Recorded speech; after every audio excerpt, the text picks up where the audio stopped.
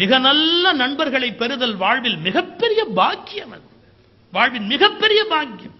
குழந்தைகள், மனைவி, மக்கள், சொத்து, சுகம் எல்லாவற்றையும் விட மேலானது மிகச்சிறந்த நண்பர்களை வாழ்வில் பெறுவது.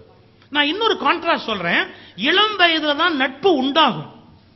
பள்ளி படிக்கும் போது, கல்லூரி படிக்கும் போது நட்பு உண்டாகும். ஆனா இந்த வார்த்தையை கொஞ்சம் கவனிங்க. இளம் வயதில் தான் நட்பு உண்டாகும். ஆனா இளம் வயதில் ஏற்படுகிற நட்பை விட நட்பு எப்ப ரொம்ப அவசியம் தெரியுமா? முதுமையில் தான் நட்பு மிக மிக மிக அவசியம். நமக்கு முதுமை வர வர நம்முடைய குடும்பத்திலிருந்து நம்ம தனிமைப்பட்டு நிற்கிறோம் அப்படிங்கிற ஒரு உணர்வு வரும். நான் வேடிக்கையா சொல்றது, நம் குடும்பத்துக்கு நாம் 6வது விரல். நாம் நம்முடைய குடும்பத்துக்கு 6வது விரல்.